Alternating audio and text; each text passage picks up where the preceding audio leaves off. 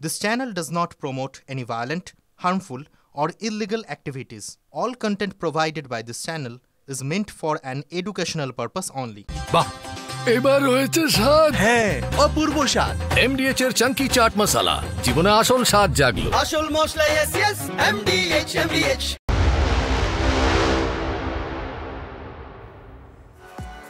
টিভি9 বাংলায় স্বাগত। হটস্পট নিয়ে আপনাদের সঙ্গে রয়েছে আমি শর্মিষ্ঠা। আর হটস্পট এই মুহূর্তে দাঁড়িয়ে আমার কাছে কেন আপনাদের কাছেও বেঙ্গালুরু, কারণ সেখানে 18 বছর পর আইপিএল জয় পেল আরসিবি।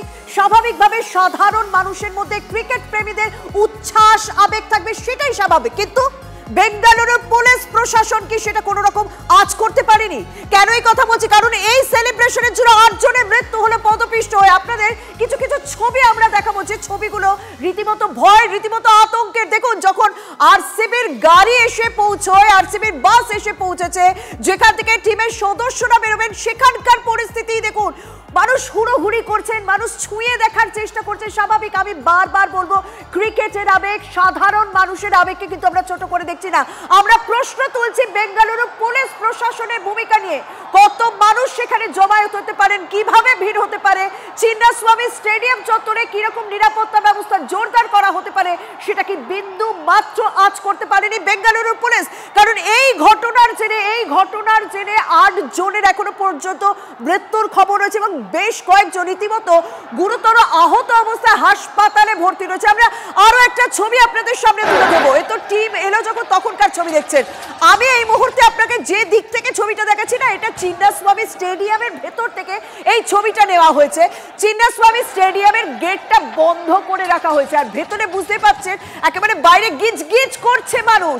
মানে তারা বুঝতেই পারেনি, যারা ভেতরে নিরাপত্তার দায়িত্বে রয়েছে তারা বুঝতেই পারেনি এত মানুষ সেখানে ভিড় করতে পারে। কিন্তু ভিড়ের তো একটা ম্যানেজমেন্ট বলে কিছু হয়, ভিড় তো ম্যানেজ করতে হয়, কিন্তু সেই ভিড় ম্যানেজ করা হচ্ছে। দেখুন, গেটটা সেখানে ঠেসে বন্ধ করে রাখা হয়েছে। যদি গেট খুলে দেওয়া হতো তাহলে সেই ভিড়টা কিছুটা হলেও তো ছড়িয়ে যেত, কিছুটা হলেও তো লুজ হতো। এই জায়গাগুলোই কিন্তু বারবার প্রশ্ন উঠছে। তবে এই মুহূর্তে দাঁড়িয়ে বেঙ্গালুরু থেকে কি কি আপডেট পাওয়া যাচ্ছে সেটা একটুখানি জেনে নিই, তারপর আরো বেশ কিছু উদাহরণ এই প্রসঙ্গে আপনাদের সামনে তুলে ধরবো। কারণ রীতিমতো ভয় এবং আতঙ্কের যে বেঙ্গালুরু পুলিশের ভূমিকা নিয়ে প্রশ্ন উঠছে, নিরাপত্তা নিয়ে প্রশ্ন উঠছে, সিদ্ধারামাইয়া প্রশাসন তারা কি করছিল এই নিয়ে প্রশ্ন উঠছে। আমার সঙ্গে রয়েছেন সহকর্মী রক্তিম। এখনো পর্যন্ত কি আপডেট পাওয়া যাচ্ছে? শর্মিষ্ঠা, এখনো অবধি কিন্তু কন্ট্রোল করা যায়নি, পরিস্থিতি নিয়ন্ত্রণে নয়। মৃত্যুর সংখ্যা বেড়ে কিন্তু আহত গিয়েছে। এবং তার থেকেও আরো একটি গুরুত্বপূর্ণ বিষয় হচ্ছে, তুমি যে প্রশ্নগুলো তুলছো সেটার উত্তর বোধহয় উপমুখ্যমন্ত্রী ডিকে শিবকুমার দিয়ে দিয়েছেন। ডিকে শিবকুমার কিছুক্ষণ আগে যে বাইকটা দিয়েছেন সেখানে স্পষ্ট যে এই ক্রাউড আনকন্ট্রোলেবল এবং police finding out right now যে কিভাবে এটা সিচুয়েশন কন্ট্রোল করবে। অর্থাৎ পরিষ্কার ডিকে শিবকুমার স্বীকার করলেন যে এই ক্রাউড কন্ট্রোল এখনো পর্যন্ত পুলিশ করতে পারেনি এবং এই ক্রাউডকে কিন্তু আনকন্ট্রোলেবল জায়গায় চলে গিয়েছে। এবং বুঝতে হবে যে বেঙ্গালুরু যে চিন্নাস্বামী স্টেডিয়ামের যে গেটগুলো আছে তার মধ্যে বেশ কয়েকটা গেট আছে, যার সামনে রাস্তা কিন্তু যথেষ্ট সরু একটা স্টেডিয়ামের মধ্যে ঢোকার ক্ষেত্রে। সেই ক্ষেত্রে কিন্তু ঢোকার সময় কিন্তু পুলিশ এত সরু রাস্তায় কিন্তু ক্রাউড কন্ট্রোল করতে পারেনি। রক্তিম, তুমি যখনই ফোনও দিচ্ছ, তুমি যখনই সেখানকার আপডেট বলছো, আমাদের খুব খারাপ লাগছে এটা বারবার অ্যানাউন্স করতে যে এই মুহূর্তে দাঁড়িয়ে রক্তিম 10 জনের মৃত্যুর ঘটনা ঘটলো। কিছু গাফিলতির জন্য, কিছু নিরাপত্তায় গাফিলতি ছিল বলে 10 জন মানুষ বেঘোরে প্রাণ হারালো একটা সেলিব্রেশনে গিয়ে, একটা উৎসবে গিয়ে। তুমি যে কথাটা বলছিলে যে চিন্নাস্বামী স্টেডিয়ামে প্রচুর গেট রয়েছে, যে গেটের সামনের রাস্তা সরু, সেখানে তার মানে প্রপার ওয়েতে যে ম্যানেজ করা হয়নি ভিড়, এটাই তো অন্তত স্পষ্ট। রক্তিম, খুব সংক্ষেপে।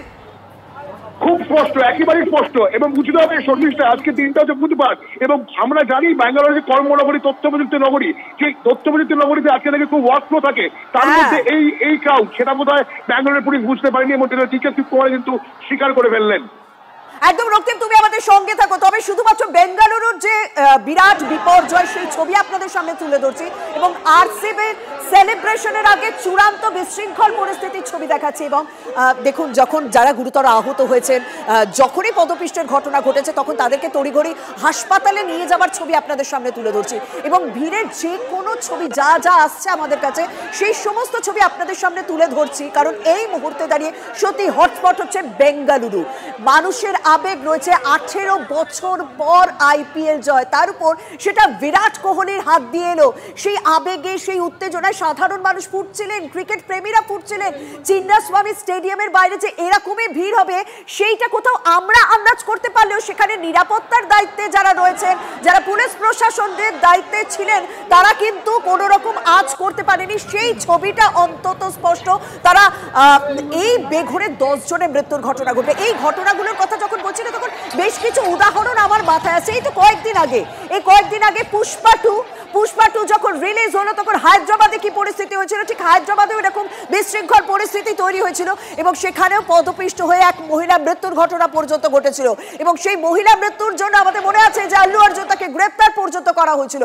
যদিও সেই মহিলার পরিবারকে ক্ষতিপূরণ দেন আল্লু অর্জুনের পক্ষ থেকে, ক্ষতিপূরণ দেওয়া হয়েছিল। কিন্তু বারবার প্রশ্ন উঠছে যারা নিরাপত্তার দায়িত্বে রয়েছে তারা কি বিন্দুমাত্র আজ করতে পারছেন না যে কিরকম ভিড় হতে পারে, কিরকম পরিস্থিতি তৈরি হতে পারে, সাধারণ মানুষের আবেগ কিরকম হতে পারে, ক্রিকেট প্রেমীদের আবেগ কোন পর্যায়ে পৌঁছতে পারে সেটা কি বুঝতে পারছে না? এই প্রশ্নগুলো আমরা বলছি এবং তার পাশাপাশি আপনাদের কাছে প্রত্যেকটা মুহূর্তে আপডেট তথ্য তুলে ধরছি এবং ছবিগুলো দেখাচ্ছি। এখনো পর্যন্ত আমাদের কাছে যা খবর রয়েছে, পদপিষ্ট হয়ে মৃত্যু হয়েছে 10 জনের এবং দুর্ঘটনা ঘটে গিয়েছে। মানুষ জানেন যে এত বড় একটা বিপর্যয় হয়ে গিয়েছে, একে একে মানুষের মৃত্যু ঘটছে। কিন্তু দেখুন, যারা আবেগে রয়েছেন, যারা ক্রিকেট প্রেমী, যারা সাধারণ মানুষ, তারা এখনো পর্যন্ত অপেক্ষায় রয়েছেন।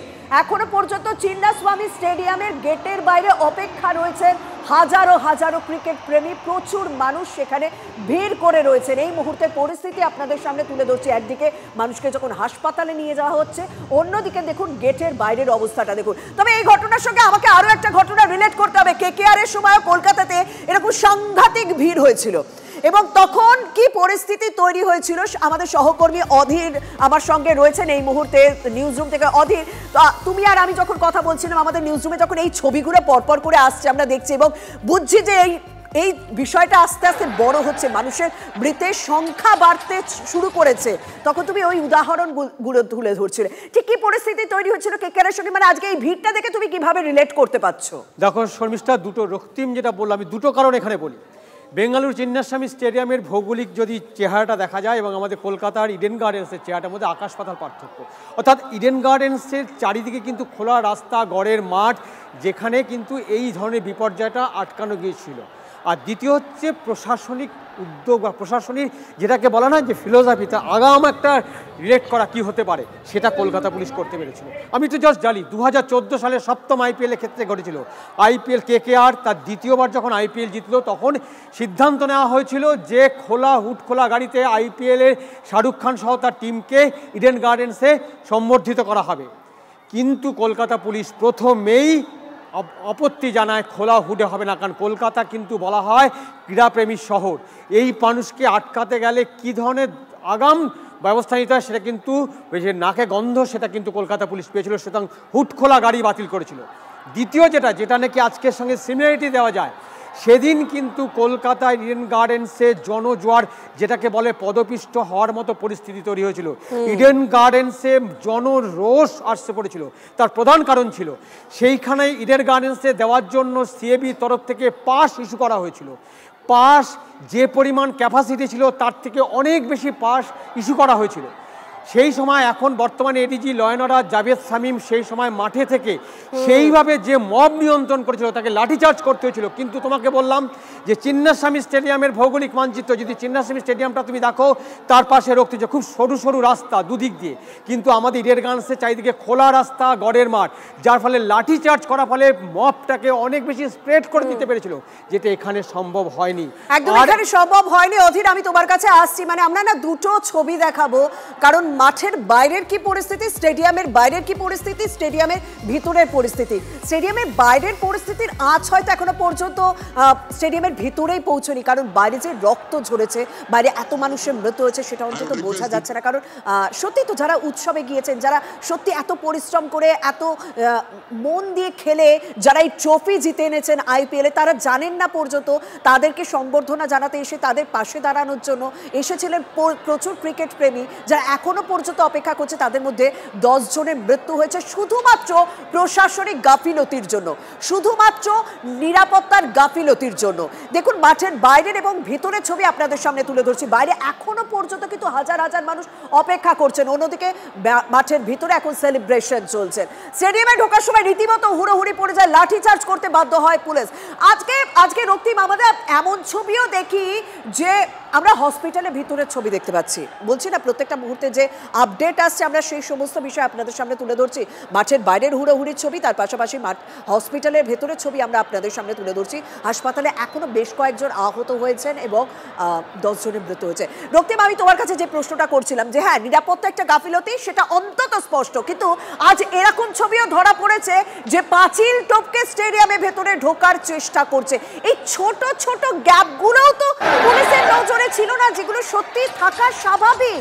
কোথাও কি পুলিশ বুঝতেই পারেনি যে এটা কতটা বড় আবেগ? মানে এই জায়গাগুলো কেন হলো? পুলিশ বেসিক্যালি আজ করা শুরু করেছে দুপুর 12টা সাড়ে 12টার পর থেকে। কেননা দুপুর 12টা সাড়ে 12টার পর থেকে পুলিশ ডিসিশন নিল যে এই হুটখোলা জিপে যেটা প্ল্যান ছিল যে হোটেল থেকে বেরিয়ে এবং স্টেডিয়ামে যাবে, সেখানে কিন্তু হুটখোলা জিপে যাওয়া যাবে না, এটা ক্যান্সেল করেছিল। কিন্তু আরো একটা বিষয় হচ্ছে যে বেঙ্গালুরু আজকে উইকডেজ এবং তারা যেই স্টপেজ গুলো ছিল, অর্থাৎ হোটেল থেকে বেরোবে, বেরিয়ে বিধানসভা যাবে, বিধানসভা থেকে যাবে স্টেডিয়ামে, সেখানে মূল সেলিব্রেশনটা হবে। এই যে অনেকগুলো স্টপেজ হলে পুলিশের যে স্টপেজ গুলোতে নিয়ন্ত্রণ করার জায়গাগুলো সেটা কিন্তু কন্ট্রোলের বাইরে চলে যায়।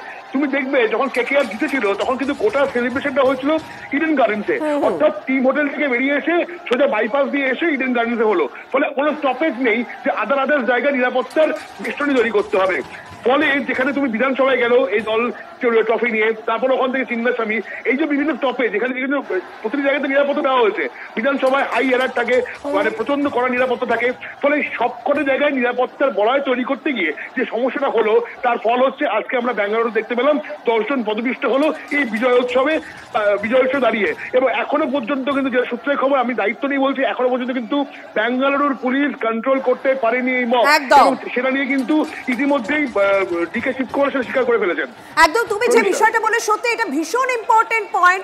যদি একটা জায়গায় সেলিব্রেশন বা একটা জায়গায় এই টিমের সদস্যরা যেত, প্লেয়াররা যেত, তাহলে হয়তো একটা জায়গাতে নিরাপত্তা ব্যবস্থা জোরদার করা যেত, কিন্তু একাধিক জায়গায় এই সেলিব্রেশনে পার্ট ছড়িয়ে রাখা হয়েছিল, তাই একাধিক জায়গায় আলাদা আলাদা করে নিরাপত্তা ব্যবস্থা দিতে হয়েছে। কিন্তু চিন্নাস্বামী স্টেডিয়ামের বাইরে যতটা নিরাপত্তা দেওয়া প্রয়োজন সেটা আজই করতে পারেনি পুলিশ, যে কারণে এখনো পর্যন্ত 10 জনের মৃত্যুর ঘটনা ঘটেছে। কিন্তু এইগুলোর সঙ্গে সঙ্গে বারবার আমরা হায়দ্রাবাদে পুষ্পা রিলিজের, যেমন পুষ্পা 2 রিলিজের সময়ের পরিস্থিতি যেমন তুলনা করছি, তেমনি 2014 সালে কলকাতার পরিস্থিতিও তুলনা করছি, যখন কেকেআর জেতে, যখন কেকেআর এর সেলিব্রেশন কলকাতায় হয়েছিল তখন ঠিক কিভাবে সামাল দেওয়া হয়েছিল। সেই মুহূর্তে আমার যতদূর জানা রয়েছে 2014 সালে সেই সময় স্টেডিয়ামের ভিতরে ছিলেন আমার অপর সহকর্মী অভিষেক। এই মুহূর্তে ইডেনের সামনে থেকে রয়েছে। অভিষেক, এই ছবিগুলো তুমি দেখছো, প্রত্যেকটা মুহূর্তের আপডেট পাচ্ছ, তুমি নিশ্চয়ই রিলেট করতে পারছো সেই দিনটার সঙ্গে, সেদিনকার ভয়াবহ অভিজ্ঞতা এবং আজকের এই ভয়াবহ ছবি, মানে প্রশাসনিক গাফিলতি এক কথায় বলা যেতে পারে। অভিষেক, দেখো একটা জিনিস খুব পরিষ্কার, সেদিন 2014 সালের ইডেনের ট্রফি সেলিব্রেশনে যেটা হয়েছিল সেটা তো বড়সড় ঘটনা ঘটতে পারতো, কিন্তু সেদিন কলকাতা পুলিশ একটা অসাধারণ একটা পদক্ষেপ নিয়েছিল, বা তুমি বলতে পারো দুরন্ত একটা কাজ করেছিল, যে কারণে বড় দুর্ঘটনাটা আটকে দেওয়া যায়। ব্যাপারটা কি ঘটেছিল সেদিনকেও কিন্তু আমাদের ক্লাব হাউসের ডান দিকের যে স্টেডিয়ামটা, যে গ্যালারিটা, সেটার খানিকটা ব্লক করে দেওয়া হয়েছিল। ভাবা হয়েছিল নিরাপত্তাজনিত কারণে এই সুবিধাটা হয়তো হতে পারে, কিন্তু কার্যক্ষেত্রে দেখা গিয়েছিল এটাতে বেশিরভাগ লোক এখানেই ঢুকে পড়ে যাতে আরও সামনে থেকে দেখা যায়। এটা থেকেই কিন্তু ওই ঘটনা আস্তে আস্তে গোটা গ্যালারিতে ছড়াতে শুরু করে এবং মানুষ আতঙ্কিত হতে শুরু করেন, এবং দেখা যায় বেশ কিছু লোকজন হুড়মুড় করে স্টেডিয়াম ছেড়ে বেরিয়ে পড়ার চেষ্টা করছেন। ওই সময় কিন্তু কলকাতা পুলিশ বাড়তি ফোর্স নামিয়ে পুরো সিচুয়েশনকে নিয়ন্ত্রণে রেখেছিল। একটা জিনিস তুমি বোঝার চেষ্টা করো যে এই রকম ঘটনা সামলানোর জন্য, এই রকম ঘটনা মোকাবিলা করার জন্য যে বুদ্ধি দরকার, যে উপস্থিত বুদ্ধি খরচ করতে হয় ওই পরিস্থিতিতে, সেটা কলকাতা পুলিশের ছিল, যেটা ব্যাঙ্গালোর পুলিশের নেই, যে কারণে আজকে এই পরিস্থিতিটা রয়েছে। তুমি নিশ্চয়ই শুনেছো, খবর সকালবেলা থেকে আমরা পাচ্ছি যে আরসিবি চেয়েছিল রাজপথে খোলা বাসে করে তারা র্যালি করতে যাবে, ট্রফি প্যারেড করবে। আলটিমেটলি সেটা হ্যাঁ, সেটা কিন্তু খানিকটা কাটছাট করে দেওয়া হয় নিরাপত্তাজনিত কারণে, ট্রাফিকের কারণে, কিন্তু কার্যত ওই যা মানে ভাবা হয়েছিল যে পুরো সেলিব্রেশনটা হয়তো স্টেডিয়ামের ভেতরে ঢুকিয়ে আনা হবে, আসলে তা করা হয়নি, যে কারণে এই দুর্ঘটনাটা ঘটেছে। দেখো 18 বছর পর, মানে 17 বছর পর 18তম IPL-এ বিরাট কোহলি জিতেছেন, RCB জিতেছে, ফলে একটা উন্মাদনার জায়গা ছিলই। এই উন্মাদনার জায়গা থেকেই বিপুল সংখ্যক মানুষ এসে এখানে হাজির হয়েছিলেন। সে ফলে এখানে যে একটা মানে অনভিপ্রেত ঘটনা বা অপ্রত্যাশিত কিছু ঘটে যেতে পারে, এটা পুলিশের অনুমান করা উচিত ছিল। পুলিশ কেন এটা অনুমান করতে পারেনি, সেটাই সবচেয়ে বড় প্রশ্ন। এবং যে খবর পাচ্ছি যে একটা গেট নাকি চিন্নাস্বামীর এই হুড়োহুড়িতে ভেঙে পড়ে, তুমি ভাবতে পারছো চিন্নাস্বামীতে ঢোকার একটাই মাত্র গেট, সেই গেটের একটা জায়গা যদি ভেঙে গিয়ে থাকে তাহলে এর থেকে আরো বড় দুর্ঘটনা ঘটতে পারে। একদম এর থেকে আরো বড় দুর্ঘটনা ঘটতে পারে। অভিষেক, সত্যি তুমি যে কথাটা বলে যে স্টেডিয়ামের ভেতর যে স্পেস ম্যানেজমেন্ট করা উচিত ছিল, সেই স্পেস ম্যানেজমেন্ট করা হয়নি ভিড় সামাল দেওয়ার জন্য। স্টেডিয়ামের বাইরে ভিড়কে সামাল দেওয়ার জন্য যে যে পদক্ষেপগুলো নেওয়া উচিত ছিল, পুলিশ বিন্দুমাত্র আজ করতে পারেনি, পুলিশ সেই ব্যবস্থা নেয়নি, যে কারণেই 10 জনের মৃত্যুর ঘটনা ঘটলো। আমরা বেঙ্গালুরু থেকে প্রত্যেকটা মুহূর্তের আপডেট, প্রত্যেকটা মুহূর্তের ছবি, সমস্ত খবর আপনাদের সামনে তুলে ধরবো। আরে কম দে কিন্তু খাঁটি দে। MDH কাশ্মীরি লাল লঙ্কার গুঁড়ো।